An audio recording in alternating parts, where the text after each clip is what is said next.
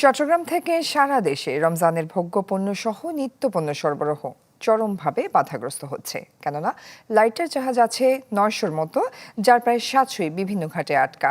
সংশ্লিষ্টরা বলছেন, অবকাঠামোগত দুর্বলতা, সনাতন পদ্ধতি আর ড্রেজিংয়ের অভাবে পণ্য খালাসের সময় লাগে স্বয়ংক্রিয় ঘাটের 3 থেকে 4 গুণ বেশি। ফলে আটকে যায় শত শত লাইটার। ফখরুল ইসলামের রিপোর্ট, ছবি তুলেছেন শফিক আহমেদ সাজিব।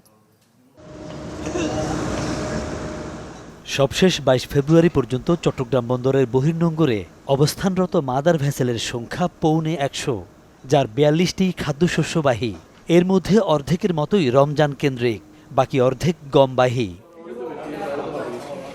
এসব পণ্য খালাসে শনিবার লাইটার জাহাজের চাহিদা ছিল 300-র মতো, তবে বিডব্লিউটিসিসি বরাদ্দ দিতে পেরেছে 75টি। সংকটের কারণে রোববার হয়নি বরাদ্দ সভা। লাইটার জাহাজ ক্রাইসিস আর যে পরিমাণ গম এসেছে আমদানি, এতগুলো জাহাজ আমার জানা মতো অতীতে একসাথে এতগুলো জাহাজ আসে না। এই গম এবং খাদ্য আনলোডিংটা ম্যাক্সিমাম হয় ম্যানুয়ালি, যার ফলে যেখানে একটি লাইটার 2-3 দিনে খালি হওয়ার কথা, সেখানে একটা লাইটার 8 থেকে 10 দিন 12 দিন লাগছে প্রত্যেকের। কিন্তু আগে যেখানে একটা জাহাজে 7 থেকে 8 লাখ টাকা মজুরি, এখন সেখানে 25-30 লাখ টাকা পর্যন্ত মজুরি দিতে হচ্ছে। এর পরিবর্তে আগে একটা জাহাজ খালাস হতো 8 থেকে 10 দিনে, সেখানে এখন একটা জাহাজ 30-40 দিন, এবং আমি কয়েকটা জাহাজ এখন 2 মাসও খালি করতে পারে না। এবার নগদে পাচ্ছেন হেলিকপ্টার অফার, তাই কেনাকাটার পেমেন্ট নগদে করুন আর বুঝে নিন 2000 টাকারও বেশি ক্যাশব্যাক সহ হেলিকপ্টার রাইড। পেমেন্ট শুরু করুন আজই। হঠাৎ নয়, কয়েক বছর ধরেই রমজান সহ আমদানির ভরা মৌসুমে চলে আসছে এমন দুরবস্থা।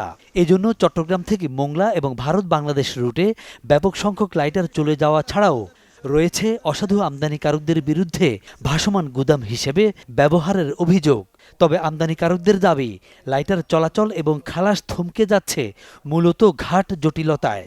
ঘাটের মেইন প্রবলেমটা হচ্ছে, বাংলাদেশে যদি আপনি রেজিস্টার্ড ঘাট যদি হিসাব করেন সর্বোচ্চ 10 থেকে 15টা, আর বাকি যে ঘাটগুলো আছে যেমন নিতাগঞ্জ, কাশপুর, চট্টগ্রাম এবং অন্যান্য মফস্বল এলাকাতে যে ঘাটগুলো আছে, এগুলো হচ্ছে যে আপনার অন এরিয়া বেসিস, মানে ঘাটের কিছু লোকজনরা এগুলো সার্ভিসটা দেয়। এখন ধরেন আপনার এগুলো হচ্ছে ম্যানুয়াল যখন একটা লেবারের মাধ্যমে আনলোডিং করবেন, তখন কিন্তু আপনার water drafting is very important. ঘাটের সাথে যে আপনার লাইটারটা লাগতে পারতেছে কিনা, যদি লাইটার বার যদি আপনার ঘাটের সাথে যদি আপনার অ্যাটাচ করতে না পারেন, তাহলে কিন্তু ডিসচার্জ করা ইজ ভেরি ডিফিকাল্ট।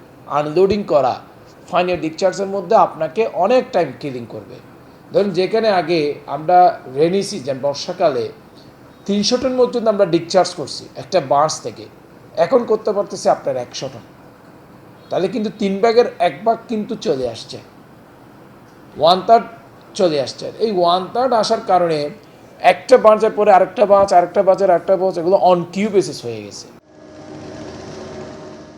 ঘাটের বাস্তবতা দেখতে রোববার বেলা 11:30টায় সদরঘাটে যায় চ্যানেল 24, যেখানে দেখা মেলে স্থায়ী জেটিতে স্বয়ংক্রিয় ক্রেনে চলছে পণ্য নামানো।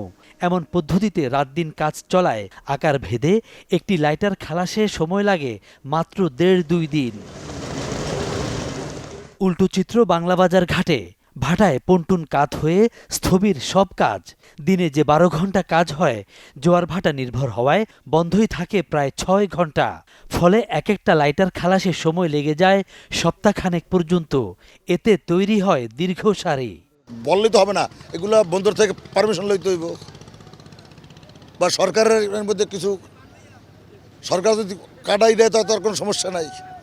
আর আমি কাটতে গেলে তো পারমিশন লইতে বহুটা খরচ হয়, এই মিনিটে কেউ কাটতে চায় না আর কি। দেশে যে 100-র মতো ঘাট রয়েছে, তার প্রায় 20টিতে রয়েছে ক্রেন। অধিকাংশেরই অবকাঠামো দুর্বল। চলাচলরত 900-র মধ্যে যেখানে আটকে আছে প্রায় 700 লাইটার। ফখরুল ইসলাম, চ্যানেল 24, চট্টগ্রাম।